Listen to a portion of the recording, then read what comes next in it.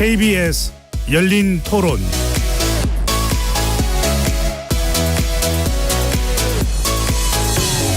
안녕하십니까. KBS 열린 토론 배종찬입니다. KBS 열린 토론, 오늘은 정치 외곽에서 국회를 바라보는 색다른 시선을 담은 정치 토크, 국회의사당으로 여러분을 만납니다. 본격적인 선거의 계절답게 정치권 안팎에서는 탈당과 복당, 그리고 여의도로의 기한을 꿈꾸는 인사들이 속속 출사표를 던지고 있는데요. 먼저 더불어민주당은 이현주 전 의원의 복당 여부를 두고 친명계와 친문계가 서로 엇갈린 입장을 내놓으며 진통을 겪고 있습니다. 또 친명계로 분류되는 유승희 더불어민주당 전 의원이 오늘 탈당 선언을 하고 제3지대를 선택했습니다. 여당으로 가보면 국민의힘 유승민 전 의원이 당내에 남겠다는 입장을 밝힌 이후에 선거에서 그의 역할론을 두고 설왕설래가 오가고 있습니다. 또 최경환 전 경제부총리를 비롯해 친박계 인사들도 속속 출사표를 던지며 친박의 기한을 준비 중에 있는데요. 오늘 국회의사당에서는 선거의 계절, 정치권에 불고 있는 탈당, 복당, 기한의 셈법에 대해 함께 자세하게 진단해 보겠습니다. KBS 열린 토론 지금부터 출발합니다. 치열한 토론 속에서 더 나은 세상을 찾아갑니다. 올바른 세상을 만드는 첫걸음. 평일 저녁 7시 20분 KBS 열린 토론.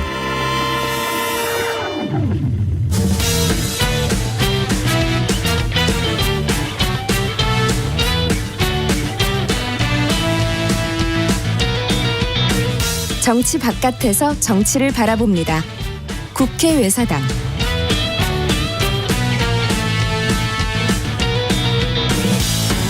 오늘 토론 함께 해주실 네 분 소개합니다. 곽용희 한국경제 기자 나오셨습니다. 어서 오십시오. 네, 안녕하세요.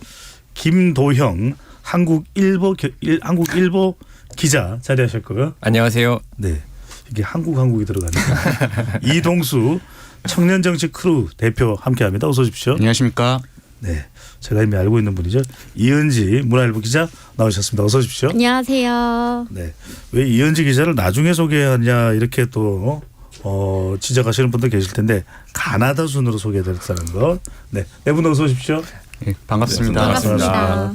자, 문자로 참여하실 분은 샵 9730으로 의견 남겨주시고요. 단문은 50원, 장문은 100원의 정보 이용료가 붙습니다. KBS 모바일 콩 유튜브를 통해서도 무료로 참여하실 수 있습니다. KBS 1라디오의 모든 프로그램은 유튜브에도 함께 하실 수 있으니까요. 들어오셔서 네 분 기자 또 한 분은 청년 정치 크루 대표니까요. 여러분들 화면으로도 보실 수 있습니다. 자, 국회의사당 이전에도 여러분들 이 국회의사당 코너 또 애청하시는 분들 많으실 텐데 오늘은 과연 국회의원들의 이 후보자들의 또 자격이 어떤지 죄송합니다. 국회 외사당이네요, 그죠? 네, 네 분도 이럴 때는 네. 좀 지적을 해주셔야죠. 저에게 노안이 와가지고 국회 외사당입니다. 자, 먼저 이현주 전 의원으로 가봅니다. 국민의힘에서 탈당해서 다시 더불어민주당 복당설이 나왔는데 아직 복당이 된 건 아니죠, 그죠? 네. 계속해서 민주당 내에서도 논란이 나오는데. 자, 이재명 대표가 권유한 것으로 알려진 데다가 정성호 의원이 또 역할을 했다 이 이야기도 나옵니다. 상당히 좀 복잡해지는데 자, 일단 이 상황 어떻게 되고 있는지 이은지 기자가 먼저 한번 좀 설명해 주시죠. 일단 이현주 전 의원이 자신의 SNS에 이재명 대표가 복당을 제안해 왔다고 밝혀서 이게 좀 알려졌는데요. 당시에 그래서 기자들과의 통화에서도 이 대표에게 제안을 받았고 고민 중이다. 그래서 지난달 25일에 이 대표와 비공개 회동도 좀 예정이 원래 돼 있었는데 이 회동을 좀 해보고 좀 본인이 고민을 좀 해서 결정을 하겠다라고 이야기를 했어요. 그런데 당내는 물론 여론의 질타가 좀 쏟아지면서 결국 이 회동도 이루어지지 않았고 지금 일주일 정도 복당 논의가 굉장히 지지부진한 상황입니다. 그래서 대체 이 복당을 누가 제안한 거냐 뭐 이런 논란이 계속되니까 홍익표 민주당 원내대표가 지난날 31일 어제죠. 그래서 현직 의원 중에 이전 의원과 친분이 아주 가까운 분이 있는데 그분을 통해서 복당을 원한다는 의사를 밝혀왔다. 그래서 이 대표가 전화한 거다. 이렇게 좀 순서를 좀 정정을 했습니다. 그리고 이날 오후에 정성호 의원이 방송에 나와서 본인이 이 이현주 전 의원에게 처음 제안을 했고 이 대표에게도 이걸 얘기를 하니까 이 대표가 전화를 한 거다. 이렇게 좀 논란을 정리를 했는데요. 본인은 이렇게 설명을 했습니다. 정성호 의원이 원내 수석 부대표를 할 때 이현주 전 의원이 원내 대변인이었다고 해요. 그래서 그 뒤로도 계속 이제 좀 인연을 이어와서 그리고 지금 이현주 전 의원이 여당 지역 위원장 중에서는 윤 대통령을 굉장히 강하게 비판해 오고 있잖아요. 그래서 어떤 중도 확장성을 노리고 좀 정성호 의원이 추진을 한 것으로 보여요. 저희 기자들이 좀 취재를 해보니까 정성호 의원이 이현주 전 의원과 변호사 모임을 지금까지도 좀 같이 하면서 굉장히 친하게 지냈다고 해요. 그래서 그 모임 안에서 이런 복당 논의도 좀 이루어진 것으로 보입니다.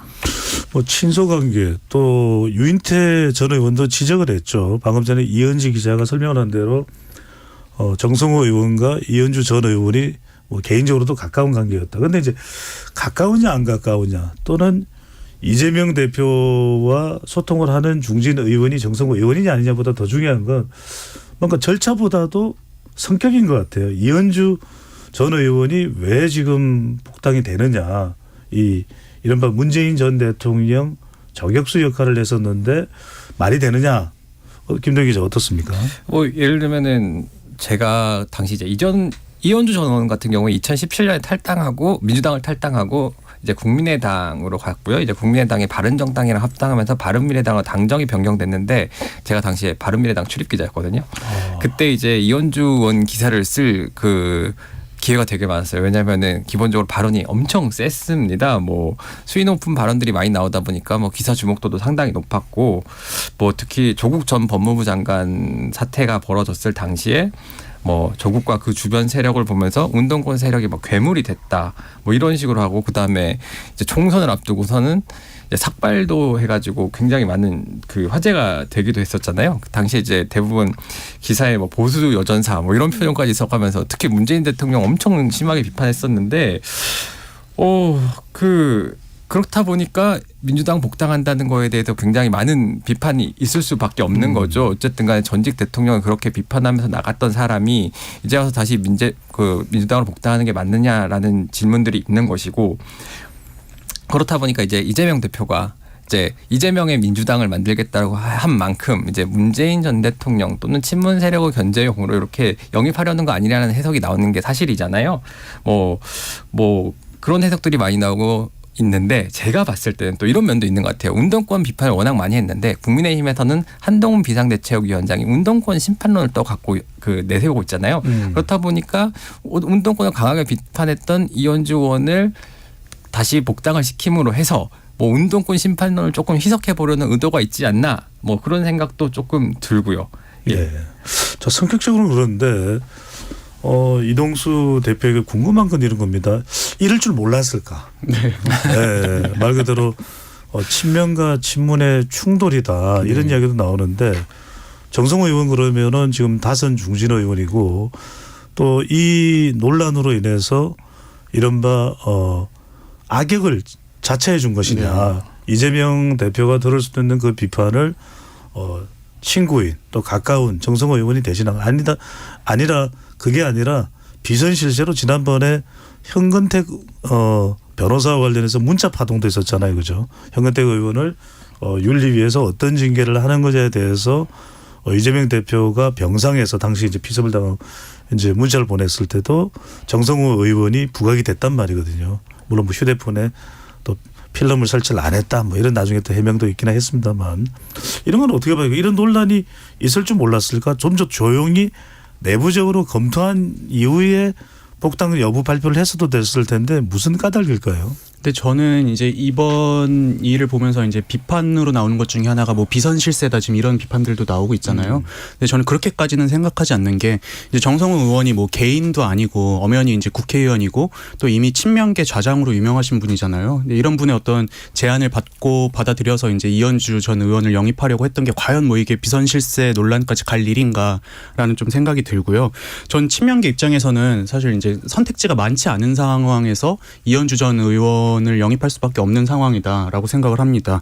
왜냐하면 지금 이재명계라고 하는 의원분들 중에 상당수가 사실은 원래 친명이 아니었던 분들이잖아요. 지난 대선 때만 봐도 경선 때 이제 이재명 당시에 이제 후보를 도와주는 분들이 많지 않았다가 이제 이후에 대선 후보되고 또 뭐 당대표 되고 하면서 이제 나는 친명이다 이런 분들이 많아지기 시작을 한 건데 근데 이제 그런 분들이 이제 많아지기 시작을 한 건데, 근데 이제 지금 보면은 이재명 대표 입장에서는 이번 총선을 기점으로 또 자기 사람을 또 확실히 이제 안고 가려는 그런 움직임이 있을 거란 말이죠. 그런데 이제 문제는 지금 친명들 중에 이제 원외 인사들이 되게 많고 사실 이제 현직이나 아니면 전직이든 간에 국회의원을 경험한 분은 많지 않은 상황이잖아요. 그래서 저는 외부에서 이렇게 또 이현주 전 의원을 영입해서 또 이제 친명에 힘을 실어주려는 의도가 아닌가 이렇게 생각을 했습니다. 이 대표에게 그냥 추가적으로 하나 더 여쭤보면 네. 일각에서는 이현주 전 의원이 이재명 대표도 비난을 했었다. 이 대목은 어떻게 보시나요? 근데 이제 이현주 전 의원이 이재명 대표를 비판했다고 하더라도 사실 이제 그동안의 이미지는 과거에 이제 문재인 정부에서 이제 문재인 전 대통령이나 친문을 강하게 비판한 이미지가 훨씬 더 크기 때문에 저는 그거는 뭐 정치라는 게 또 어제 오늘의 적이 또 계속 바뀔 수 있는 거잖아요. 그건 뭐 그렇게 큰 논란은 아니지 않나. 이렇게 이재명 생각합니다. 대표 입장에서는 나를 비판하는 사람까지 내가 포용할 수 있다. 뭐 이런 식으로 논리 될 수도 있지 않을까요? 근데 저는 이게 그냥 국민들이 어떻게 받아들이냐가 제일 중요한 것 같은데 이현주 전 의원이 그동안 보면은 이제 이재명 대표를 비판했던 모습보다는 사실 이제 문재인 정부나 아니면 최근에 정부. 이제 윤석열 정부를 비판한 모습이 훨씬 더 컸잖아요. 네. 그런 점에서 이제 뭔가 이재명 대표 입장에서는 본인을 이제 김도영 기자님 말씀하신 것처럼 본인을 비판한 뭐 사람을 끌어안는다 이런 모습을 또 보여줄 수도 있지 않나 생각합니다. 그런 시각에서 본다면 뭐 통큰 영입 이렇게 또 해석을 할 수 있는데 친문 인사들은 엄청난 비판을 또 쏟아내고 있습니다. 이건 우리 경제신문의 한국경제신문의 곽용희 기자한테 특별하게 물어보고 싶은데 이제 이현주 의원이 전 의원이 친문 비난에 당황스럽다. 그러면서 이게 오늘 엄청난 또 화제가 되고 있습니다. 자신은 민주 보수 성향의 무당파이다 이렇게 이야기를 해서 좀 이해가 가실 때 민주당에서 이제 출발을 했으니까요. 보수 성향? 국민의힘을 이야기하는 건가? 근데 마지막에는 또 무당파입니다. 그게 제3지대인가. 그래서 최선의 방향을 숙고 중이다. 지금 홍익표 원내대표는 복당 조건으로 불출마 또 이런 이야기도 하고 있는데 이제 여쭙고 싶은 건 이런 거예요. 오늘 이제 정치인의 조건 이런 차원에서 국회 외사당을 좀 진행해 보려고 하는데 일단 민주 보수 성향의 무당파는 어떤 걸 의미하는 겁니까? 저는 이제 보수적 민주주의 이런 얘기는 뭐 예전에도 좀 있었는데 저도 민주보수라는 단어는 처음 들어봤습니다, 솔직히. 그래서 뉴스에도 검색을 해봤는데 이게 따로 검색은 되더라고요. 민주랑 보수가 들어있는서 이게 이제 뭐 되게 생소했는데 그럼에도 불구하고 현재 지금 이현주 의원을 두고 벌어지는 논란이 과연 이현주 의원이 좀 마음을 넓게 가지신다면 절대 이제 이게 실은 아닌 거라고 생각이 들거든요. 이렇게 계속 이슈화가 되는 게 또 이제 본인이 당초에 말씀하셨잖아요.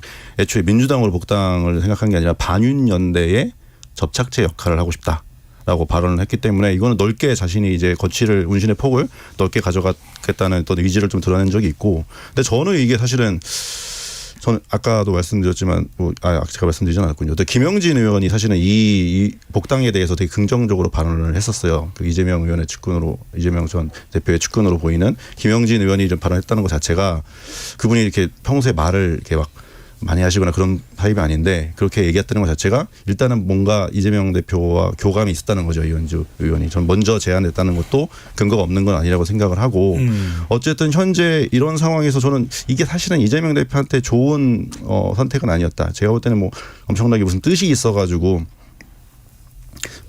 친문과 친명의 갈등에서 어떤 무슨 큰 의미가 있어서 이렇게 영입 제안을 했다고 보기 좀 그렇고 적의 적은 나의 친구. 그러니까 어떤 임팩트 있는 저격수를 데려오겠다라는 생각으로 데려온 것 같은데 그럼에도 불구하고 저는 사실은 이 복당 이슈가 와야 될 가능성도 적진 않다. 왜냐하면은 욕심이 아무래도 있는 분한테 대놓고서 그러면 복당 조건으로 공천을 안 하는 거를 내걸었잖아요. 이 얘기는 사실은 이제 4년간 당을 위해 희생할 수 있다면 받아주겠다는 건데 저는 이건 언제든지 와해질 수 있는 거고 그때서야는 민주보수가 어떤 의미인지가 의미가 좀 드러나지 않을까. 저는 네. 민주보수라고 해가지고요. 네. 김영삼 전 대통령이 이제 예전에 민주 쪽이시고 또 약간 보수 성향이 돼갖고 거기다가 지역적 기반이 YS시잖아요. 그 부산이잖아요. 그다음에 이영주 전 의원의 그 고향도 부산이고. 그래 여기까지 과하게 예, 과하게 한번 나갈 수도 있지 않나. 나는 YS 라인이다. 이동수 대표요. 아 근데 저는 이 민주보수 이게 이제 이현주 의원이 이번에 너무 이제 많은 비판을 받다 보니까 당황해서 나온 말이긴 한 것 같아요. 근데 저는 이게 이해를 아주 못할 건 아니라고 생각이 되는 게 이분이 예전에 민주당에 계실 때도 보면은 기업의 이제 사회이사도 지내셨고 되게 보수적인 어떤 역할을 해오셨었잖아요. 그러다가 이제 또 문재인 정부 들어서고 나서부터 안 맞는다 이러고 이제 그 즈음해 가지고 국민의당으로 갔던 건데. 근데 저는 지금 이현주 의원이 여기서 물러날 수는 없는 상황이다라고 생각을 합니다. 왜냐하면 이미 이제 윤석열 정부를 엄청나게 비판을 하고 국민의힘에서 나왔는데 민주당 못 들어갔다고 다시 또 국민의힘으로 돌아갈 수는 없는 상황인 거잖아요. 저는 이제 이현주 의원 전 의원이나 아니면은 영입하려고 했던 친명계나 사생결단으로 이현주 전 의원을 데려오려고 하지 않을까 이렇게 생각을 하고요. 그 상황이 전 나쁘지만은 않다고 생각을 하는 게 지금 이재명 대표 입장에서는 어떻게든 지금 친문과 친명 간의 이제 갈등이 시작되는 상황에서 친문과의 어떤 경쟁에서 이제 좀 이렇게 앞서서 이제 싸워줄 만한 사람이 필요한 상황에서 방금 곽 기자님 말씀하신 것처럼 평소에 이제 저격수로 유명한 이현주 전 의원을 데려오려고 하지 않을까 이렇게 예상을 해봅니다. 저격수를 빌어서. 그런데 자 이현주 전 의원에 대해서 이현지 기자에게 물어봅니다. 자 민주당 내에서 사실 네. 이재명 대표가 신년 기자회견에서도 통합을 강조했는데 과연 이게 통합의 메시지일까? 민주당 내에는 어떻게 받아들입니까? 친문계 이른바 또 친명계가 최근에 상당히 공천 부분을 놓고서 이제 갈등이다 충돌이라는 이야기가 나오는데 내부에서는 어떻게 받아들이나요? 일단 당 내에서 친문 의원들뿐만 아니라 사실 친명이라고 할 수 있는 의원들이 많지가 않아요. 그래서 좀 대다수는 이현주 전 의원의 복당을 그렇게 달가워하지는 않은 상황이에요. 그래서 한 당 지도부 의원도 이걸 지도부가 그 아까 전에 얘기했지만 약간 가볍게 생각했던 것 같다. 좀 좋은 방향으로 이게 긍정적인 영향이 올 줄 알았는데 이게 일단 언론에 띄어지고 나서 너무 생각보다 비판이 거센 거예요. 그래서 좀 수습 국면으로 좀 들어가는 것 같고 최근에 이제 당내 지도부에게 앞으로 그러면 실제 복당이 이루어질 것 같냐라고 물었더니 지금 이 일이 흘러가는 흐름이 복당 이야기가 나오고서 일주일째 이렇게 진도가 못 나가는 건 이미 물 건너 갔다고 볼 수밖에 없지 않느냐. 원래 복당이라는 건 원래 전격 복당이라고 이렇게 좀 나가서 이게 파급력이라든지 영향력을 가져야 되는데 이미 일주일간 힘이 빠졌다는 거예요. 그리고 좀 이런 평도 있더라고요. 문재인 전 대통령을 비판했던 그 저격수 이미지 외에도 좀 같이 회의를 해보거나 이현주 전 의원과 의정 생활을 같이 해본 민주당 의원들이라면 이현주 전 의원이 굉장히 조금 같이 의정 활동을 하기에 좀 어려운 사람이다라는 좀 부정적 인식이 굉장히 많다고 해요. 그런 인식 있는 사람도 있다. 그렇죠. 그리고 최근에 이제 홍익표 원내대표가 복당 조건으로 불출마를 얘기했잖아요. 이현주 전 의원이 출입 기자들한테 이제 전화를 해서 이야기하는 게 지금 당내 의원들은 좋지 않게 본다고 하는데 당원들은 어떻게 얘기를 하는지 좀 들어봐 달라. 홍익표 원내대표가 불출마 선언을 한 그 서울 중구 성동갑 있잖아요. 예. 당원들이 자기를 거기로 나가라는 여론이 너무 많다. 왜 이런 거는 기사를 안 써주냐. 이 얘기를 정말 많이 하고 다닌다고 해요. 정말 이현주 전 의원이 출마 의지가 강한 거죠. 홍익표 원내대표의 지역구지만 그렇죠. 오는 선거에서는 출마하지 않는 서울 중성동 갑에 맞습니다. 지금 임종석 전 비서실장이 지금 출마를 저울질하고 있는 곳인데 이 지역에 좀 나가고 싶다는 이야기를 정말 많이 해요. 그래서 민주당 의원들도 이 얘기를 전해 들었을 거 아니에요. 기사도 좀 났고요. 그래서 민주당 의원들 사이에서는 지금 불출마해서 내려놓고 민주당이 와도 우리가 받아줄까 말까인데 그렇게 기자들한테 좀 전화를 걸어서 본인이 주체적인 지역을 콕 집어서 나가고 싶다라고 얘기하는 것도 향후 복당 논의에서 마이너스다. 그렇게 좋은 상황은 아닙니다. 그리고 정치권에서 보통 그 한 의원이 지역구를 비운 경우에 예를 들면 홍익표 원내대표 같은 경우에 서초로 나가겠다고 희생을 자처한 거잖아요. 네. 그러면은 그 지역구에 나가기 위해서는 홍익표 원내대표의 양해가 있어야 되는 게 사실은 불문율인 것이고 근데 그런 홍익표 원내대표가 불출마를 말한 상황에서 그 중성동갑에 나가기는 사실상 굉장히 어려워 보입니다. 예. 근데 저는 네. 이게 그러니까 이재명 대표 입장에서도 머리가 아플 것 같은 게 일단 이 정도로 당내 반발이 심할 거라고는 예상을 못했던 것 같고요. 근데 또 그렇다고 해서 지금 내치기에는 어떻게 보면은 이제 친명계 의원들과 이재명 대표가 요청을 해서 이제 본인이 당을 버리고 이렇게 오려고 했던 거잖아요. 근데 여기서 안 받아주면 이후에 또 어떤 외부 인사를 영입하려고 할 때 네. 이현주 의원 때 그러지 않았냐, 또 상황 불리해지면 나 또 막 내치는 거 아니냐 이런 좀 의심을 사게 할 수 있을 것 같거든요. 그런 점에서 이게 되게 머리가 아픈 문제가 될 것 같습니다. 네. 참복당이라는 게 이제 단순히 또는 간단히 이렇게 되지 않는 것도 좀 변화된 환경이 아닌가. 이전 같으면은 뭐 적의 적은 내 편 이렇게 해서 이제 손쉽게 복당이 되곤 했는데 좀 달라진 환경을 볼 수 있을 것 같고요. 자, 또 한 사람이 있습니다. 이번에 더 많이 주목받는 인물이라고도 할 수 있는데 유승민 국민의힘 전 의원인데, 자 일단은 지금 뭔가 용어가 나오면 잘 설명해 주시는 우리 곽용희 기자예요. 자, 보통은 이제 불출마 선언을 해도 될 일인데 공천 신청은 안 하겠다고 이야기를 했거든요. 이걸 가지고 다양한 해석이 나옵니다. 한 위원장에게 던지는 메시지다. 나를 놓치고서 총선 잘 될까? 뭐 이런 또 의미도 담고 있다는데 어떻게 해석을 하신가요? 자, 불출마가 아니라 공천 신청을 안 했다. 이건 어떻게 봐야 될까요? 저는 일단 28일에 이제 유승민 전 의원이 SNS 통해서 던진 그 단어 워딩, 당을 지키겠다, 공천 신청을 하지 않는다. 이게 이제 의미 있는 발언으로 해석이 되고 있는데, 개인적으로는 그 뒤에 발언이 조금 더 의미 있다고 생각을 하거든요. 이제 이 당은 특정인의 사당이 아니다. 정치가 공공선을 위해 존재하길 바라는 민주공화국 시민들이 진정한 주인이다. 근데 저는 여기서 이제 크게 두 가지가 읽히는데, 일단 피상적으로는 뭐 다들 아시다시피 잔류를 선언을 했다. 예, 뭐 신당으로 가지 않겠다는 잔류 선언, 그리고 나이 쓰임새를 당에서 정해달라라는 걸로 이제 읽히거든요. 그럼 이제 일부 국힘 뭐 일부에서는 이제 뭐 꽃가마 태워주기를 기다리고 있는 거 아니냐 이렇게 폄훼하는 의견도 있는데, 저는 이 정도의 인물이 이런 정도의 수위의 발언을 했다면은 전 충분한 선당 후사로 읽힙니다, 솔직히. 그리고 지금 이준석 대표가 지금도 구애를 하고 있고, 만약에 이준석 대표를 따라갔을 때는 상당한 지분을 가져갈 수 있는 위치가 있는데도 불구하고 남아서 당을 바꿔보겠다는 의지를 드러낸 거거든요.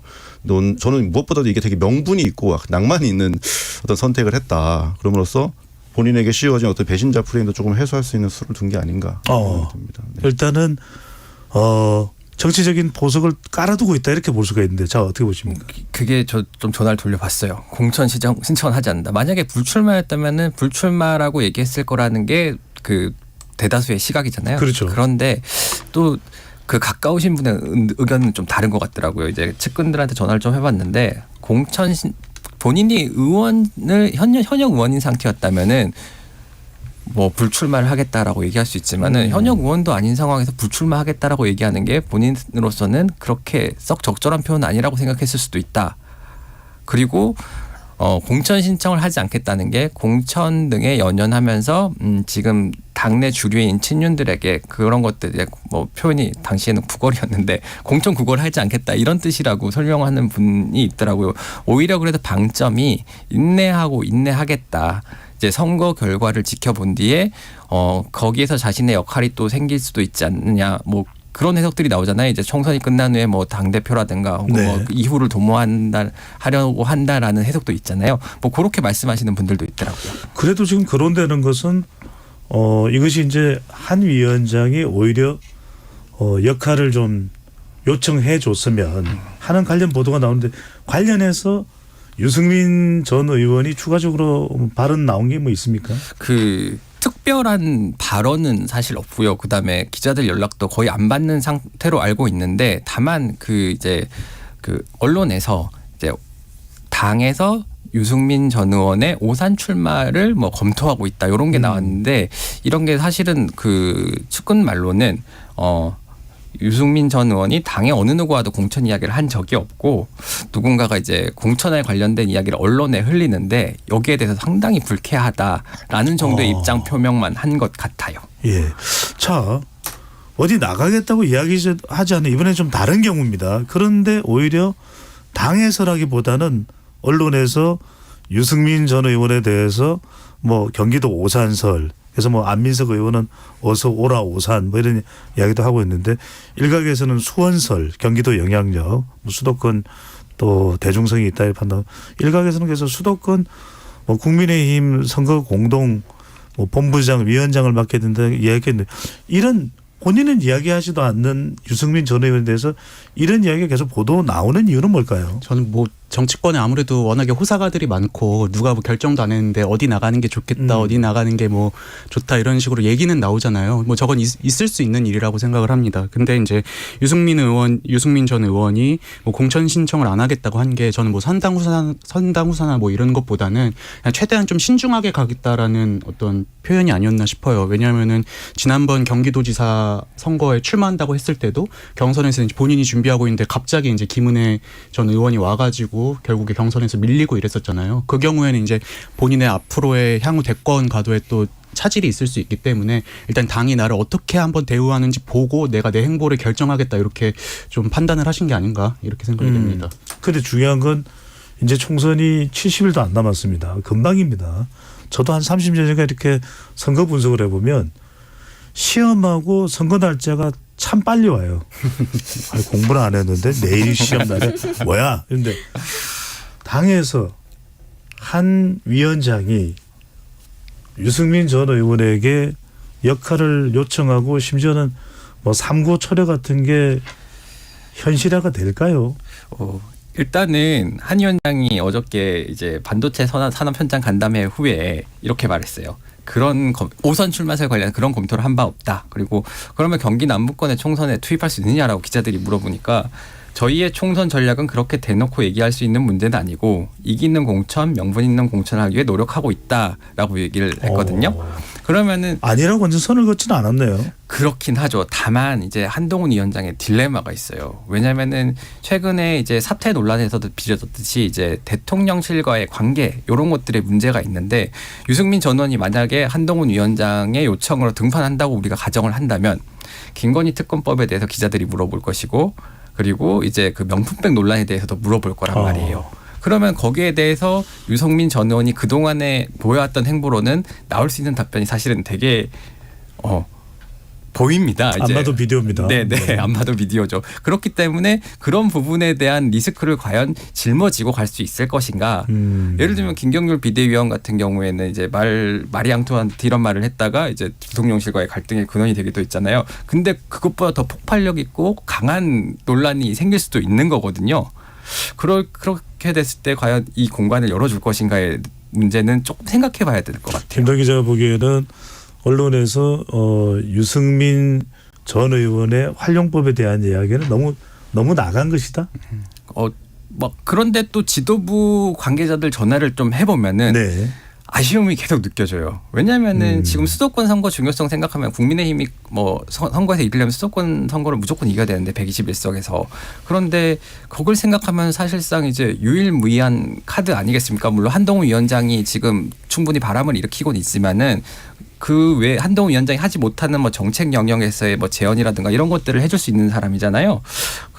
그렇기 때문에 물어보면 나와주면 좋은데 그렇게 공간이 넓지는 않다. 뭐 이 정도의 반응이 나오거든요. 그렇기 때문에 저희 입장에서는 이게 열려 있는 건가? 아니면 완전히 닫혀 있는 건가에 대한 그런 추측성 보도를 계속 하게 되는 거죠. 그리고 저는 이제 한동훈 비대위원장 입장에서 유승민 전 의원 같은 경우에는 만약에 이번 총선에서 뭔가 역할을 맡고 화려하게 복귀를 한다면은 본인의 어떤 대선 행보에 가장 큰 어떤 라이벌이자 경쟁자가 될 수 있는 상황인 거잖아요. 그런 점에서 과연 이제 유승민 전 의원에게 되게 그렇게 중요한 기회를 주려고 할까 저는 좀 그 부분에서는 의문을 갖습니다.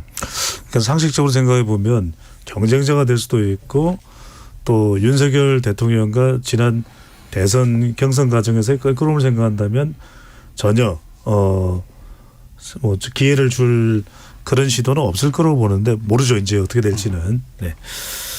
자, 그 정도 흐름이 있다라는 정도. 일단은 우리가 오늘 정치인의 조건인데 유승민 전 의원은 그 인물의 비중 때문인지 본인 스스로는 뭐라고 하지 않는데 주변에서 먼저 다양한 의견 지금 뭐 수원설, 오산설, 뭐 오산으로 생각하는 게 오산이다 뭐 이런 얘기 나오는데 자 민주당으로 가봅니다.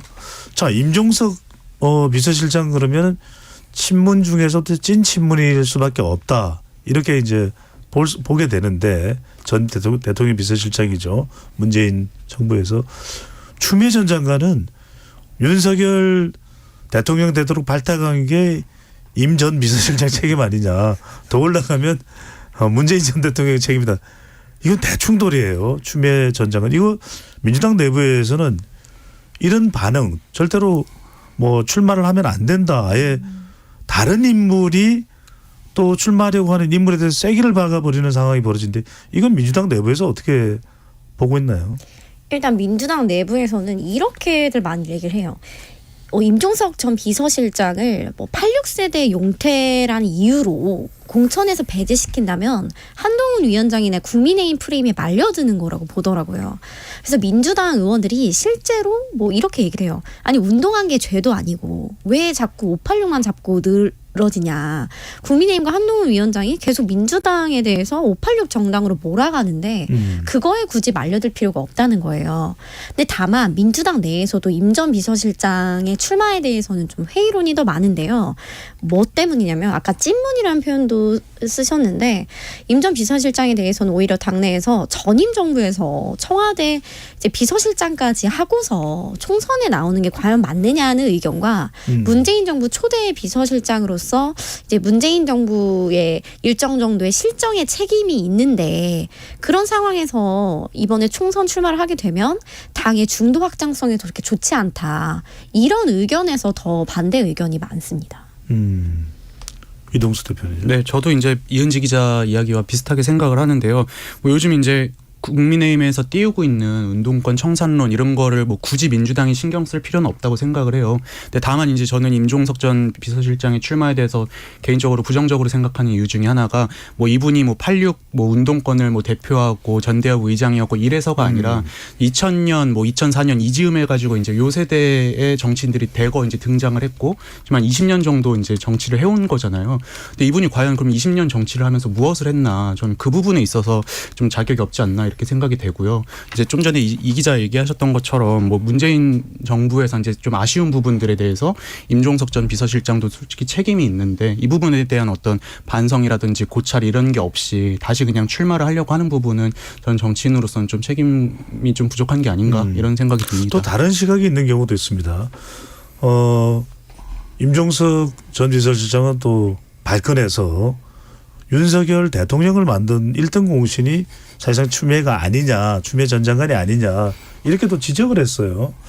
자, 이런 우리가 이제 정치인의 조건 선거에 나서는 얘기인데 아니 뭐 출마를 또 원하는 사람이 있으면 뭐 경선이 됐든 아니면은 당에서의 평가를 통해서 받으면 되는 일인데. 다른 의원이 이렇게 막 책임론까지 거론하는 이런 상황이 전개됐습니다. 자, 곽영 기자는 어떻게 보시는지요? 이게 되게 재미있는 해석이 또 있더라고요. 이게 이제 뭐 친문과 친명 간의 대립 갈등 구도가 아니고 운동권 내부 갈등이다 이런 해석이 있었는데 뭐 이인영, 임종석, 오영식으로 대변되는 86 전대협 이제 구의 주류였다면은 이제 97 한총련 세력. 이제 신흥 이제 신진 정치인 아직은 이제 한총련 출신 의장이 이제 국회 입성한 적은 없는데 요 두 세력의 갈등이다. 그러니까 86이 그동안 할 만큼 하지 않았느냐. 그러니까 97 입장에서 아직은 정치 신인의 이제 반열에 있는 분들이 많은데 운동권 내부의 갈등이다. 그렇죠. 밀어내는 쪽과 밀리지 않겠다는 쪽. 그러니까 이제 그 97 입장에서는 이제 임종석 86 임종석 전 의원 같은 경우에는 이제 어떻게 보면 일종의 뭐 단어 선택이 조심스러운데 적폐가 될 수 있는 거죠. 그런 내부 갈등으로 해석하는 의견도 좀 흥미롭게 봤던 것 같습니다. 이제 저는 이 부분에 있어서는 임종석 전 실장도 억울한 면은 있겠다라고 생각이 되는 게 물론 지금 추미애 전 장관이 비판하는 게 그거잖아요. 윤석열 검찰총장 임명되는데 뭐 영향을 끼치지 않았냐, 기여하지 않았느냐 이건데 사실 저희가 지금 생각해 보면은 그 2019년 여름에 조국 사태 이후로 이제 완전 전국이 이제 윤석열 검찰총장 대 문재인 정부 인사들 간의 어떤 대립으로 치달았었잖아요. 근데 저희가 2020년에 제일 많이 들었던 단어 중에 하나가 뭐 추윤 갈등 이래가지고 추미애 법무부 장관과 임종석 비서실 아니 그 윤석열 검찰총장 간의 대립이 거의 1년 내내 벌어졌었는데 전 사실 윤석열 검찰총장을 스타덤에 올려놓은 거는 추미애 전 장관의 기여가 가장 크지 않나 이렇게 생각이 되거든요. 그런 점에서는 임종석 전 비서실장도 좀 억울한 면은 있을 것 같습니다. 네.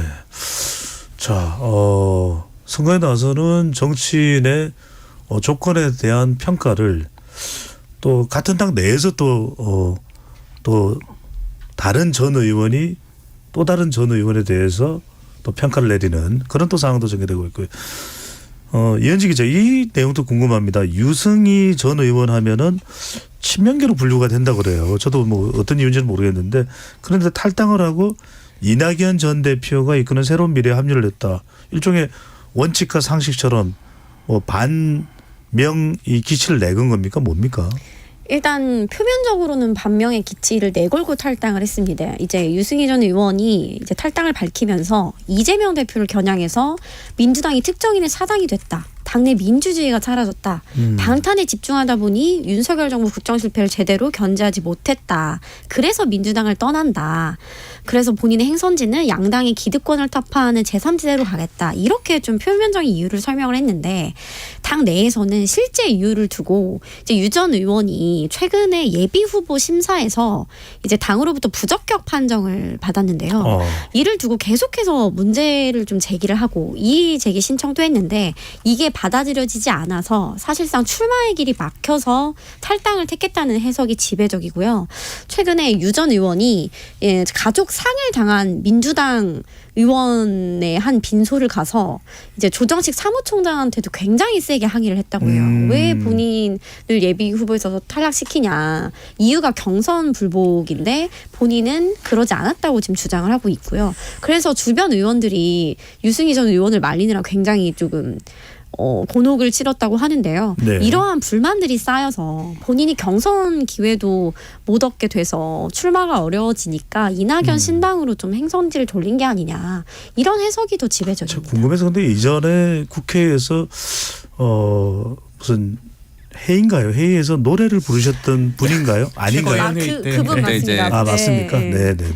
아니, 궁금해서요. 왜냐면 그 생각이 떠올라서 그때 그 일 때문인가 생각을 했는데 그건 아닌 거죠? 아니 그것은 아닙니다. 알겠습니다. 굉장히 그게 유명한 일화이긴 했죠. 네, 하여튼 뭐 봄날은 가네. 봄날은 가네. 네. 그냥 혹시 궁금해서요. 네. 자, 국민의힘을 탈당한 건은희 의원, 광주의 지역구를 뒀었다가 또 국민의당에서는 비례 대표를 했고 이제 다시 이제 국민의힘으로 안철수 의원과 함께 합류를 했었는데 탈당을 했고요. 또 더불어민주당을 탈당한 전병헌 의원도 제3지대로 선택지를 정했습니다. 이 어느 당으로 간다는 것은 정해졌습니까? 왜 또 전병헌 전 의원 그러면서 상당히 또 민주당에 자산이 있는 분인데 이런 결정을 내린 배경은 뭘까요? 사실 이게 보면은 대부분 자신의 정치적 입지가 없을 때 다른 당을 가는 경우가 많습니다. 이제 전병헌 전 의원 같은 경우에도 이제 그 지역구가 지금 김병기 의원이 있거든요. 지금 그 더불어민주당의 이제 사무부총장이에요. 사실상 그 공천에 되게 많은 부분에 관여할 수 있고 그렇기 때문에 여지가 사실 거의 없어요. 본인 출마를 하려고 해도. 그리고 이미 김병기 의원이 20대, 21대 8년을 했기 때문에 뭐 지역에서의 경쟁력도 김병기 의원이 상당히 유리하다고 보여질 부분들이 많고 그런 경우에 뭔가를 해야 되는데 그렇다면 어떻게 해야 되냐. 그래서 다른 곳을 선택하는 경우가 많은 것 같고 권은희 의원 같은 경우에 사실은 이제 새정치민주연합으로 이렇게 그 공천을 받아서 이제 보궐선거로 들어왔다가 그다음에 20대 국회 때는 국민의당에서 광주 이제 호남 바람 불었을 때 거기서 네. 당선이 되고 지역구에서 당선됐었고 그리고 지역구 재선 의원이 비례대표로 나오는 경우는 사실은 거의 본 적이 없는 것 같아요. 그렇기 때문에 이번에는 다음에 이제 사선 도전을 하기 위해서는 뭔가 지역구를 선택한다거나 아니면 비례대표를 받아야 되는 상황인데 국민의힘에서 비례대표를 받기도 어려울 것이고 그렇다고 본인이 나갈 곳은 뭐 TK 공천을 당연히 주지도 않을 것이고 워낙에 또 그 당 주류와 다른 말을 많이 해왔기 때문에 네. 그러면은 힘든 수도권이나 아니면은 본인의 원래 지역구였던 광주 광산으로 출마를 해야 되는데 뭐 그런 것들을 보면은 차라리 무소속이 나은 거죠. 어느 정당에 들어가기보다 아직까지는 어느 정당에 들어가겠다고 여지를 밝히진 않았는데 네. 뭐 권은희 의원 같은 경우는 무소속 가능성도 상당히 열어두고 있는 걸로 알고 있습니다. 알겠습니다. 자, 선거를 앞두고 정치인들이 복당 또 탈당 기환 다양한 행태가 전개되고 있습니다. 과연 유권자들은 어떻게 받아들일지요. 자, 토론이 진행되는 동안 많은 분들이 우리 청취자분들이 애청자분들이 문자로 의견을 보내주셨습니다. 성우 씨죠. 정희진 성우의 문자 캐스트 내용을 좀 들어보겠습니다. 네, 지금까지 청취자 여러분들이 보내주신 문자들 소개합니다. 3409님, 이현주 전 의원이 요즘 외부에서 현 정부를 가장 세게 비판하는 인사 중에 하나입니다. 민주당에서는 총선 앞두고 당정 저격수가 있다면 나쁠 건 없을 것 같습니다. 지금은 개파 입장보다는 당에 도움이 되는 쪽으로 힘을 모을 때입니다. 8346님, 이현주 전 의원은 계속 모호한 입장이며 비판만 하고 있는데요. 여기저기 기웃하면서 다수당으로 가고 싶은 것 같아 보이는데 민주당에 대우받으면서 가고 싶은 듯 합니다. 5670님, 여당 안에 쓴소리를 할 수 있는 유승민 전 의원에게 당이 먼저 선거에서 큰 역할을 맡긴다면 쇄신을 위해 노력하는 이미지가 생길 것 같습니다. 하지만 유 전 의원도 당을 위해 쓴소리만 던지는 데 끝날 게 아니라 당의 총선 승리를 위해 최선을 다해야 할 것으로 봐야겠습니다 해주셨고요. 뜨거운 곰탕님, 탈당, 복당 이야기 나오는 거 보니 선거철이 다가오긴 했나 봅니다. 개인의 유불리나 정치적 셈법을 따져 머리 굴리기 전에 국민을 위한 정치를 먼저 고민하는 정치인들이 되시길 바라겠습니다. 마스크가 필요해님, 여기저기 당 옮기고 자기 유리한 곳만 따라가는 걸 철새, 메뚜기라고 하지 않나요? 한 곳에서 의리 지키며 정치 펼치시는지도 유권자들은 지켜보고 있습니다 라고 보내주셨네요. 네, KBS 열린 토론. 이 시간은 영상으로도 생중계하고 있습니다. 유튜브에 들어가셔서 KBS 1라디오 또는 KBS 열린 토론을 검색하시면 지금 바로 토론하는 모습 보실 수 있습니다. 방송을 듣고 계신 여러분이 시민논객입니다. 계속해서 청취자 여러분들의 날카로운 시선과 의견 보내주세요. 지금까지 문자캐스터 정희진이었습니다.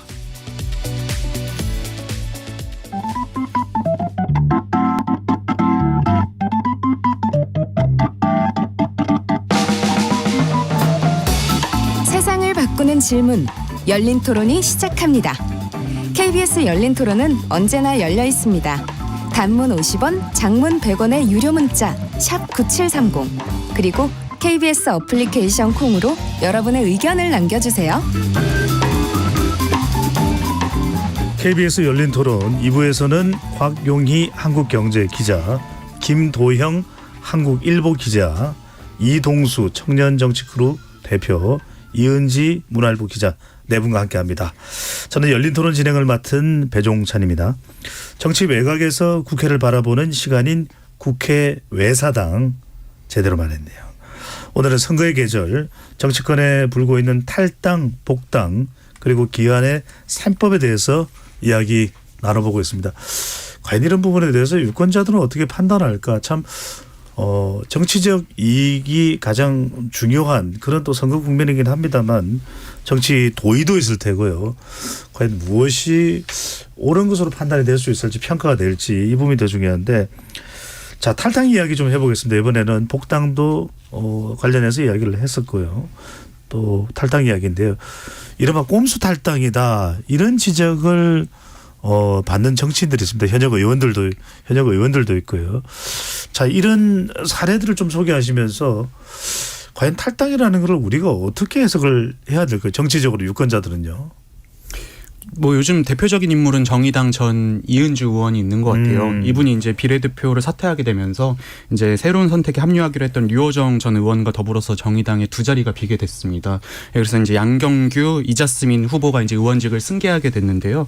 문제는 이제 이은주 전 의원이 공직선거법 위반 혐의로 이제 항소심에서 당선 무효형을 선고받고 대법원 판결을 앞두고 있는 상황에서 이제 국회의원직을 돌연 사퇴를 한 거예요. 근데 이제 이게 이 비례대표 승계 마감 기한이 있거든요. 근데 이 마감 기한을 넘어서 사퇴를 하면은 정의당에서는 그냥 의석이 한석 줄어들고 마는 건데 이 전에 사퇴를 하면은 이제 그 다음 후보가 이제 비례대표를 승계할 수 있는 거거든요. 하하. 그래서 이제 요걸 두고 이제 정의당에서 꼼수 탈당을 한 게 아니냐, 예, 이런 비판이 지금 일고 있는데요. 이것도 네. 약간은 좀 법적인 허점이라고도 볼 수 있겠네요. 왜냐하면은 여하튼 문제가 있었던 비례대표 의원일지라도 그게 문제가 있어서 법원 판결이 나면 사실상 한 자리를 잃는 것이 맞습니다. 예.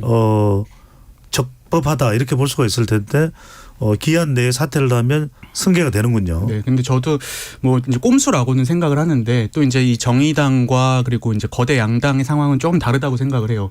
정의당 같은 경우에는 지금 6석밖에 없고 또 지금 당세가 너무 안 좋아가지고 그 뭐 당직자들 월급 줄 돈이 없어서 의원들이 이제 대출을 받아가지고 막 주고 있고 이런 얘기가 나오고 있거든요. 근데 이제 이거를 160석 뭐 100몇십 석 갖고 있는 양당과 동일선상에서 저는 비교하기는 어렵다고 생각을 하는데요.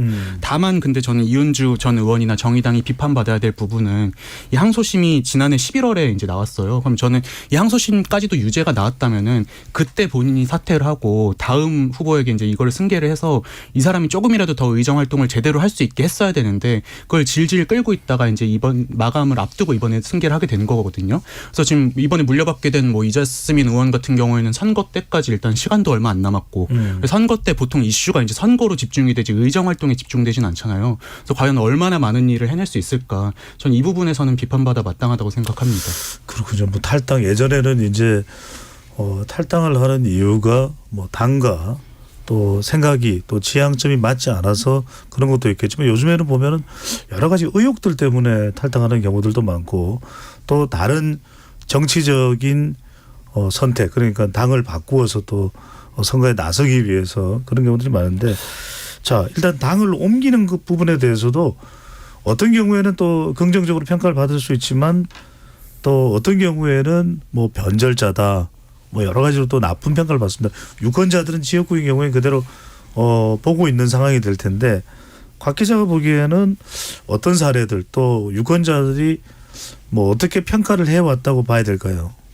평가를 전 이제 예를 들어보면은 사실은 이제 저는 이제 김남국 의원 탈당을 좀 지적 한번 하고 싶은데 탈당 이후 행보를 보면은 이게 탈당이 맞나?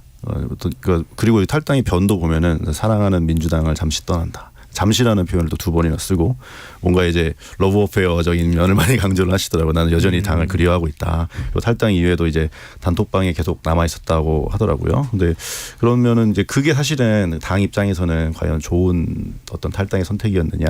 왜냐하면 이제 본인에 대한 당 차원의 조사가 이제 지지부진한 상황에서 뭐 이제 끊어내고 이제 나갔는데 그거에 대한 비판이 이제 계속 당에 대한 활동을 하는 것처럼 보여지니까 그럴 거면 그냥 같이 안에서 징계를 하고 마무리를 지을 것이지 왜 이렇게 됐냐라고 하면서 조금 이런 탈당은 국민들이 좀 납득하기 어려운 탈당이 아니었나. 그러니까 누가 봐도 좀 너무나도 좀 의도가 명확한 탈당으로 보였다. 그래서 좀 국민 입장에서는 사실 좀 보기는 이렇게 이해하기는 좀 어려운 탈당이었던 것 같습니다.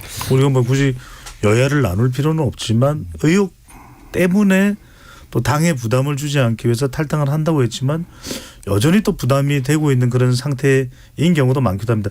또 한편으로는 탈당을 해서 성공적인 과거의 사례가 있었다면 또 어떤 게 있을까요, 김도영 기자? 뭐 개인의 사례로 본다면 이제 이른바 독수리 오형제라고 불리는 한나라당에 탈당했던 그분들이 있는 거죠. 이제 김영춘, 안영근, 이부영, 이우재 뭐 그다음에 또 이제 누구죠? 네. 과거에 이제 그래서 민주당 쪽으로 가서 뭐 근데 그 예를 들면은 제가 기억나는 게 김부겸 전 총리 같은 경우에는 사실 아니면은 뭐 김영순 전 장관 같은 경우에는 어쨌든 민주당 한나라당 내에서 제법 소장파고 개혁적인 목소리를 내는 분들이었는데 아마 한나라당에 있었으면 국무총리 김부겸 전 총리 같은 경우는 국무총리까지 못하지 않았을까 막 이런 생각은 좀 들고요. 전화 올 수 있어요. 아니 본인은 민주당을 선택해갖고 네. 그다음에 저는 이분들이 되게 긍정적인 기여를 했다고 보는 게 예를 들면 김부겸 전 총리 같은 경우에는 대구에서 당선이 됐잖아요. 민주당으로. 그다음에 수성구에서요. 그렇죠. 네. 그다음에 김영춘 전 장관 같은 경우에도 부산을 계속 도전을 했었던 거잖아요. 그리고 부산에 당선이 됐었잖아요. 그리고 물론 결국 해양수산부 장관에까지 올라갔었습니다. 네네. 뭐 개인적으로도 그렇고 지역 구도, 구질적인 지역 구도를 타파했다는 점에서도 그렇고 굉장히 의미가 있는 탈당과 뭐 입당이 아니었나라는 생각이 듭니다. 저는 근데 가장 성공적인 사례는 노무현 전 대통령이었던 것 같아요. 네. 이분이 이제 1988년에 그 당시에 이제 통일민주당 총재였던 그 김영삼 전 대통령에 의해서 영입이 됐잖아요. 그러다 이제 2년 뒤에 3당 합당이 될 때 본인은 이제 이거에 이의 있다, 이제 이거는 동의하지 못하겠다 이러고선 뛰쳐나와서 꼬마 민주당으로 이제 또 한동안 활동을 하셨었는데 이제 이 뒤로 이제 본인은 지역구도 깨겠다면서 민주당적을 갖고 이제 부산의 문을 두드렸고 물론 낙선은 했지만 이게 나중에 어떤 국민적인 감동을 주면서 이 바보 노무현이라는 또 별명도 얻게 됐고 2000년도였죠. 그렇죠. 예. 그때 이 부산의 북강서을에서 맞붙었던 상대가 박근혜 정부에서 초대 비서실장, 대통령 비서실장이었던 허태열 네. 전 의원이었어요. 네. 네, 그렇죠. 그래서 저는 이때 탈당부터 쌓아온 어떤 스토리나 이런 것들이 이제 국민들에게 어떤 소구력을 끼치고 그게 이제 대통령으로까지 이어지는데 연결되지 않았나 이렇게 보고 있습니다. 네. 정말 노무현 전 대통령 탈당, 3당 합당에 반대했던 그때 그 영상 장면들 네. 기억이 나요. 그 장면과 또 대선 과정에서 그런 마누라를 버리란 말입니까? 이러면서 결국 지금 많은 사람들이 여전히 역대 대통령 평가할 때는 상당히 높은 그런 또 사례도 있는데 이현지 기자가 답변을 해야 되는 거는 또 질문지에 표시가 돼 있네, 그죠? 자, 근데 이게 궁금한 게 왜냐하면 친박 관련인데 이현지 기자로 돼 있어서 뭔가 좀 연구를 하셨다는 이야기를 텐데, 자 이번 선거에 경북 지역에 특히 대구도 포함이 될 수 있습니다. 자, 친박계로 분류되는 최경환 전 부총리, 그 우리 우병우 전 민정수석 출마설이 거론됩니다. 자, 친박의 기환 어떻게 평가를 해야 될까요? 그러니까 박근혜 정부 국정농단 억울함에 대한 항변으로 봐야 될까요? 아니면 개인적으로 인기가 있는 인물들에 대한 그냥 정치권 진입 이 정도로 봐야 될까요? 일단 뭐 이 질문이 왜 저한테 왔는지는 모르겠지만 제가 2017년도에 이제 박근혜 전 대통령 탄핵이 이루어진 이후에 이제 문재인 대통령이 당선되고 자유한국당을 제가 출입을 했었는데 그때는 정말 친박계가 질이 멸렬해서 뭐 거의 뭐 기자들이 친박계 의원들한테 뭐 전화를 한다거나 이런 일도 거의 없었고 정말 말 그대로 화려했던 친박의 시대가 끝난 거를 제가 목도를 했기 때문에 이번에 이분들이 다시 기환을 한다고 합니다. 이제 친박계 좌장으로 불렸던 최경환 전 경제부총리가 총선 출마 선언을 했는데 이제 지역은 본인이 17대부터 내리 사선을 지낸 경북 경산입니다. 무소속으로 나오겠다고 밝혔는데요. 국민의힘 경선에서 참여 기회를 좀 보장받지 못했다는 게 최 전 부총리의 주장인데 국민의힘 당규상 뇌물 관련 범죄로 실형을 받으면 후보자 추천 대상에서 배제가 돼요. 그렇기 때문에 무소속을 택한 게 아니냐 이런 관측이 나오고 있고요. 그리고 최 전 총리의 경우에는 무소속으로 나와도 승산이 있다고 판단을 하고 있다고 해요. 경산이죠. 경북 네. 경산. 그래서 당선된 이후에 복당할 가능성도 열어두고 있는데 당 내에서도 만약에 살아서 돌아온다면 당으로 복당하는 건 당연한 수순이다 이렇게 보고 있고요. 박근혜 전 대통령의 최측근이라 할 수 있는 유영하 변호사도 지난주에 대구 달서갑에 출마를 선언했고 김재원 전 최고위원도 군의의성 청동 영덕에 예비후보로 등록을 했고요. 이정현 전 의원이 고향인 전남 순천 광양 곡성 구례 을 지역구에 출마를 저울질하고 있어요. 그래서 친박계들이 정말 대거 귀환하는 모습인데요. 이들이 좀 총선에 출마하려는 걸 한마디로 정리를 하면 명예회복 으로 좀 정리를 할 수 있는데 이제 윤석열 정부에서 국민의힘이 정권을 잡고서 박근혜 전 대통령의 명예가 상당 부분 회복이 됐잖아요. 네. 그래서 그와 맞물려서 친박 의원들도 명예 회복을 하고 싶어하는 의지가 굉장히 강한 상황입니다. 그렇군요. 이게 왜 이름이 표시되어 있는지 이해가 되네요. 연구가 많이 된 거예요. 자, 김동 기자는 어떻게 봅니까? 예. 저도 듣기로는 최경환 전 부총리 같은 경우에는 명예회복 의지가 상당히 강하다고 들었어요. 왜냐하면은 본인이 실형을 받았지만 그 실형을 받은 거에 대해서 약간은 그 어느 정도는 이제 정치권에 통용되는 부분이었다라고 생각하는 게 강하고 그렇기 때문에 내가 선거에서 다시 한번 국민들의 선택을 받아가지고 내가 그렇게 잘못 살지 않았다라는 그런 것들에 대한 이제 명예회복을 상당히 하고 싶어하는 걸로 알고 있습니다. 그런데 지금 제가 사실 의문인 거는 이분들을 한때 친박계였던 건 맞는데 지금에서 다시 친박계였다는 이유로 다시 친박계가 결집했다라는 평가를 할 수 있는지는 잘 모르겠어요. 왜냐하면은 그 박근혜 전 대통령 같은 경우에 이제 유영하 변호사 정도에 대해서만 이렇게 그 소통을 하고 있고 그 외에 다른 친박계라고 불렸던 분들에 대해서는 곁을 안 준다고 해야 되다가 여지를 거의 안 준다고 하는 걸로 알고 있거든요. 최경환 부총리도 마찬가지고. 자칫 친박과 친윤의 또 그렇게 되는 경우에 충돌 양상이 될 수도 있겠네요. 네, 그 뭐 사실 지금 충돌할 만큼의 세력이 있는지도 잘 모르겠어요. 그래서 오히려 지금 오히려 막 무소속 출마를 한다거나 뭐 이런 모습들이 어떻게 보면은 한때 잘 나갔었던 친박계의 쇠퇴를 보여주는 게 아닌가 그런 생각이 듭니다. 실제 경쟁력은 어떨까요? 최경환 부총리 같은 경우에는 뭐 여론조사에서 보면은 그 인지도가 압도적이라 가지고 굉장히 높은 걸로 나오고 현역 의원보다 많이 나오니까요. 사실상 뭐 당선 가능성이 상당히 높다고 봐야 될 것 같습니다. 네. 저희가 이제 여론 관련된 거는 또 뭐 소개를 해드려야 돼서 방금 전에 김도영 기자의 발언은 뭐 그런 조사를 본 것 같기도 하다. 네. 네. 수치를 이야기를 안 하셨으니까. 네, 예. 그래서 그거는 김도영 기자의 판단이니까요. 실제 정확한 결과의 내용은 잘 모른다. 예, 이렇게 다시 한번 정정해서 설명을 드리겠습니다. 왜냐하면 사실 이제 결과에 대한 부분들은 우리가 방송에서 네, 좀 신중할 필요가 있어서 자 그런데 곽용희 기자한테 묻고 싶은 부분 이분이에요. 유독 이번 총선에서 거물들의 출마가 상당히 좀 저는 눈에 쏙 들어옵니다. 김무성 전 대표가 출마하는데 뭐 공천 받기 힘들면 무소속으로 출마하겠다. 방송 출연도 부쩍 많아졌습니다. 또 정동영 전 의원의 경우에는 대선 후보이기도 했죠. 본선 대선 후보였는데 최근에 무슨 법률적으로 지금 다툼도 있는 것 같아요. 그죠? 예, 그런 상황. 또 일각에서는 이인재 전 의원 경기지사도 출마설이 거론됩니다. 이런 거물의 출마설, 출마 의지 이건 우리가 어떻게 봐야 될까요?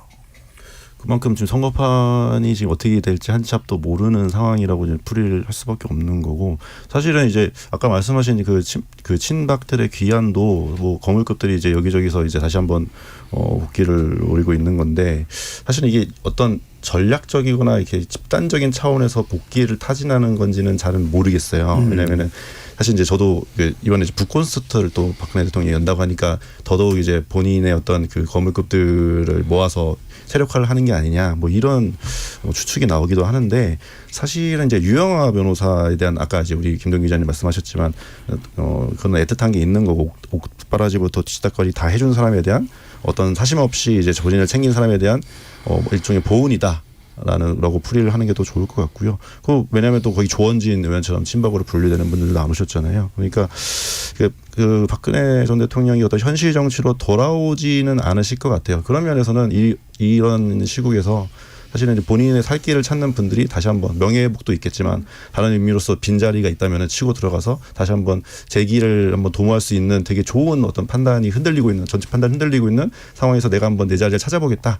약간 이런 상황인 것 같습니다. 저는 근데 이제 뭐 김무성, 뭐 이인재, 정동영 이런 분들의 이제 출마설이 이제 좀 회자가 되는 게 이제 저는 오히려 이 정치 지형이 많이 변했다는 걸 보여주는 것 같아요. 저도 궁금해서 그 부분이요. 왜냐하면은 이제 이분들이 예전 같았으면은 출마를 하는 게 당연한 거였고 오히려 이런 분들은 불출마 선언을 했을 때 뉴스가 많이 됐을 텐데 근데 그동안 정치 지형이 많이 바뀌면서 이분들이 주류에서 많이 밀려 있는 상태잖아요. 그런 와중에 이제 출마를 한다니까 이 사람은 이제 다 끝난 줄 알았는데 출마를 하네. 약간 이런 것 때문에 이제 기사가 나오는 게 아닌가 이렇게 생각이 됩니다. 그러니까 이제는 노장의 불출마가 아니라 다시 출마를 하네? 또 나온다고? 이게 이제 뉴스가 되는 달라진 그런 또 정치인들의 조건 또 상황 이렇게 좀 보시는데 방금 전에 이제 곽용희 기자가 그 이야기를 해서 궁금한 게 박근혜 전 대통령의 북콘서트 이야기를 했어요. 그리고 지금 뭐 전직 대통령에 대한 부분을 우리가 도외시할 수는 없다. 왜냐하면 지금 이현지 기자, 이재명 대표도 내일인가요, 모레인가요? 지금 문재인 전 대통령을 찾아가는 걸로 돼 있나요? 네, 맞습니다. 일요일에 양산을 방문을 하기로 돼 있습니다. 예, 바로 예. 이 부분입니다. 그래서 뭔가 친문과 친명 간의 최근에 갈등을 좀 가라앉히는 그런 목적을 담고 있는지 어떤지 모르겠는데 이동수 대표한테 이걸 묻고 싶어요. 그러니까 전직 대통령의 이른바 후광효가 박근혜 전 대통령, 이명박 전 대통령, 문재인 전 대통령 이게 이번 선거에 미치는 영향은 어떨까요? 근데 워낙 지금 뭐 양당에서 안에서 이제 개파 갈등이 심한 상황이다 보니까는 또 전직 대통령이 어떤 이제 제스처를 보여주느냐에 따라서 이 갈등이 봉합될 수도 있고 아니면 더 격화될 수도 있다고 생각을 해요. 근데 저는 박근혜 전 대통령의 북콘서트가 가진 성격이 화해 제스처보다는 오히려 약간 채권 추심이랑 비슷하게 되지 않을까라는 생각이 되는데요. 근데 왜냐하면은 이제 박근혜 대통령 이 국정농단 사태를 사실 수사했던 게 그 당시에 수사팀장이었던 윤석열 현 대통령이잖아요. 근데 이분 그냥 친윤과 그리고 저는 친박 간의 어떤 이런 채무 관계가 제대로 정리되지 않은 상황이라고 생각을 하거든요. 그런 상황에서 이제 박근혜 전 대통령이 존재감을 보여주고 나 아직 죽지 않았다. 우리 식구들 어떻게 대우해 주는지 내가 지켜보겠다. 약간 이런 메시지를 보여주는 게 아닌가 그런 느낌을 받았습니다. 전면적으로까지는 아니더라도 그런 의미는 담고 있을 것이다. 그 영향력은 뭐 절대적일까요? 아니면 그냥 참고할 수준일까요? 근데 뭐 박근혜 전 대통령이 과거처럼 이제 국민들에게 전체적으로 이제 영향을 끼치긴 어렵겠지만 적어도 이제 보수에서 여전히 핵심 지지층들은 박근혜 전 대통령에 대한 어떤 미안함이나 향수나 이런 걸 갖고 있기 때문에 적어도 일정 부분의 어떤 영향력은 끼치지 않을까 저는 생각합니다. 그 윤석열 대통령이 최근에 박근혜 전 대통령 한 3번 만났잖아요. 네, 관저까지 초청을 했기도 합니다. 그게 사실은 뭐 여러 가지 포석이 있을 수가 있지만은 뭐 핵심 원래는 뭐 전쟁에 나서는 입장에서는 그 후방을 단단하게 해야 되는 거잖아요. 이제 대구라는 핵심 지역을 굉장히 단단하게 해야 되고 특히 지금 상황에서는 이준석 개혁신당 대표가 그 예전에 띄웠던 게 대구에서 이제 신당 바람을 일으킬 것이다. 뭐 약간 이런 식의 그 뉘앙스를 많이 띄웠기 때문에 그런 거에 대해서 그 후방을 안정화시키려는 목적이 상당히 있었다고 보고 근데 박근혜 전 대통령이 지금 뭔가 세력화를 해갖고 나에게 이걸 요구하기에는 지금 그런 조직적인 움직임 사실상 보이지 않거든요. 제가 이제 주목하는 건 이제 그 아까도 말씀하셨듯이 옥바라지를 했던 유영하 변호사 개인에 대한 공천이 어떻게 될 것이냐. 아마 그런 것들에 대해서 상당히 많이 신경을 쓸 것 같아요. 그 뭐 다른 인물로까지 확대되기보다는 유영하 변호사 정도의 영향력은 확인할 수 있는 수준이 아니겠느냐 이렇게 본다는 의견이고 이은지 기자 지금 일단 한동훈 위원장은 이번 선거에 이제 86 심판론을 꺼내들었습니다. 운동권 정치인 청산하겠다. 이제 민주당의 현역 의원들을 겨냥한 것이라고 볼 수 있는데 이재명 대표는 아니다. 검찰 독재를 청산해야 된다. 이야기를 하는데 민주당 내부에서는 그냥 86 청산론, 이 86세대 청산론은 어떻게 봅니까? 좀 상당히 민감할 수 있다고 실제로 봐요? 아니면 별거 아니다. 그거 뭐 한 위원장이 아무리 이야기해봐라. 뭐 유권자들 귀 기울겠냐 이런 반응일까요? 어때요? 이게 둘 다 있는 것 같은데 선후 관계를 보면은 원래는 586은 이번 선거에서 조금 불출마하는 게 좋다라는 의견이 굉장히 다수였어요. 근데 이런 의견이 당내에서 다수일지라도 상대편 진영인 한동훈 위원장이 이걸 때리기 시작하니까 만약에 민주당 내에서 이걸 받아들여서 586 심판론을 가져가게 되면 아까도 말씀드렸지만 여당에서 제시하는 프레임에 말려든다는 거예요. 그래서 최근에는 민주당 내에서 586 심판론에 대해서 굉장히 좀 부정적으로 오히려 좀 가고 있는 게 움직임이 있고요. 왜냐하면 한동훈 위원장이 계속해서 민주당을 너무 586 정당으로 매도하고 있다는 거예요. 그래서 그런 프레임에 말려들어서 우리는 그럼 예를 들어 586을 청산하겠다. 이러면 여당의 요구에 의해서 그렇게 되는 것 같잖아요. 그래서 요즘은 민주당 의원들을 만나면 예전에는 586 의원들은 웬만하면 출마하지 않는 게 좋지라고 했던 의원들도 이게 저기 한동훈 위원장은 무슨 운동권에 무슨 피해의식이 있냐. 왜 이렇게 민주당을 586 정당으로 만드냐. 실상 586 의원은 몇 명 되지도 않는다. 굉장히 좀 수세적이고 방어적 모드로 좀 바뀐 게 있어요. 그래서 당 내에서 586 뭐 나오지 마라 이런 결단을 내리기는 조금 어려울 것 같다. 이게 중론입니다. 네, 오히려 그게 더 단단하게 곽 기자가 웃었는데 짧게라도 다른 의견이 있으면 얘기를 해보시죠. 이제 말씀하시는 거 보니까 예전에 강준만 교수 저서에서 왔던 내용이 좀 생각이 나서 이제 운동권들은 보수층이 자기를 공격하는 거를 그걸 비판의 대상으로 삼는다. 나를 공격하는 것 자체가 너를 비판할 수 있는 구실이 되는 거예요. 근데 그게 이제 강준만 교수가 이제 그때만 해도 이게 어떤 악습이다 이렇게 표현을 했는데 사실은 그거에 대해서 대응을 하는 방식이 그렇게 하는 게 옳은지 국민들 입장에서는 사실은 좀 납득하기 어려운 부분이 있죠. 청산론을 피하는 곳으로 내가 나쁜 사람이 아니야라고 얘기하는 거는 좋은 방식인지는 잘 모르겠어요. 유권자들의 생각도 달라질 수 있는데 끝으로 이제 우리 뭐 마무리를 해야 될 시간입니다. 네 분께 시간은 한 30초 안으로 드려야 될 것 같은데 25초씩. 자, 일단 뭐 의원들의 선거를 앞둔 행태가 다양합니다. 탈당, 복당, 또 뭐 기환, 또 거물들. 자, 그런 전개사항을 바라보는 유권자들은 평가를 내릴 때 어떤 기준을 가장 중심적으로 봐야 될지 우리 이동수 대표부터 차례로 좀 마무리해 주시죠. 네, 저는 요즘 이제 뭐 탈당이나 아니면 복당 관련해서 계속 논쟁들이 오가고 있잖아요. 근데 그 중에서도 국민은 빠져 있다라는 느낌을 많이 받습니다. 그러니까 탈당할 때도 뭐 이 당은 뭐 사당화가 되었고 전체주의 정당이고 이런 비판만 있고 복당자를 비난할 때도 저 사람은 뭐 이제 뭐 전 정권에서 뭐 말을 세게 했던 사람이고 이런 비난들만 있지 정작 이제 국민을 위해서 뭘 했고 뭘 하겠다라는 건 빠져 있는 것 같아서 이제는 이제 탈당이나 복당 논의에서도 적어도 이제 좀 어느 정도 국민의 어떤 민생이나 이런 거를 고려할 수 있는 그런 모습들을 보여줬으면 좋겠습니다. 정치적 목적이 아니라 좀 민생의 이유였다면 그건 좋게 평가할 수 있지만 그것이 아니라면 우리의 평가도 달라져야 되는 것 아닌가. 이현지 기자요.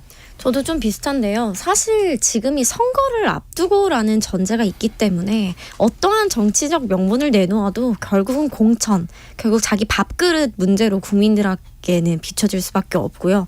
특히 최근 민주당을 좀 탈당한 인사들이 몇 면을 보면 좀 당의 예비 후보 신청을 했다가 부적격 판단을 받은 것에 대한 항의성으로 탈당하는 경우가 굉장히 많아서 국민들이 보기에도 자신의 공천, 선거의 유불리, 결국 자리를 두고서 어떤 선택을 하는 건 국민들 눈에도 다 보인다고 생각합니다. 그렇군요. 유독 정치계에서는 선거를 앞두고는 승복이 없는 것일까. 물론 그것에 대한 다양한 이유들은 있겠지만 좀 우리가 스포츠 경기하면 승복을 하는데 그렇지 못한 정치권이 그래서 복당과 탈당 또 이런 있는 것이 아닌가 우리가 볼 수 있는데 화경희 기자는요?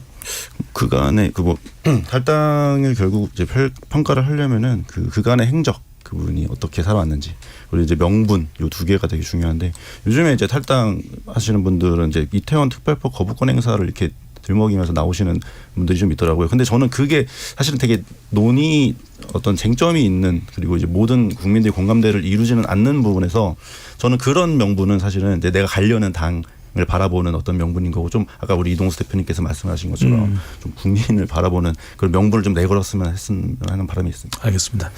그대로 김동희 기자 25초. 그 이제 탈당이나 뭐 복당 되게 정무적인 이유로 인해 갖고 되게 많은 것들이 일어나고 있는 상황인데 개인적 이해관계보다는 좀 감동을 주는 이유가 있었으면 좋겠어요. 뭐 내가 공천을 받기 위해서 이렇게 한다거나 뭐 그런 것들이 아니라 나의 이런 행동이 정말로 좀 큰 울림을 가졌으면 큰 울림을 선사했으면 좋겠다는 마음이 있었으면 좋겠고 또 하나 쓰임이 닿은 분들은 자신의 쓰임을 알고 물러설 줄도 알아야 된다라는 생각이 듭니다. 마지막에 센 이야기를 하셨습니다. 자, KBS 열린 토론 이것으로 모두 마무리하겠습니다. 오늘 토론 함께 해주신 곽영희 기자, 김도영 기자, 이동수 대표, 이은지 기자 네 분 모두 감사드립니다. 고맙습니다. 감사합니다. 네, 지금까지 KBS 열린 토론 배종찬이었습니다.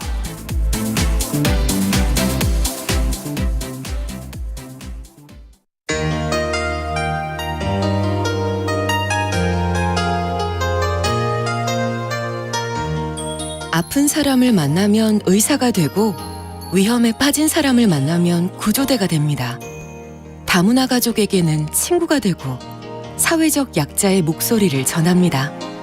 다른 일을 하면서도 들을 수 있으니까 좋고 삶의 일부죠. 제가 라디오를 통해서 사랑 고백을 한번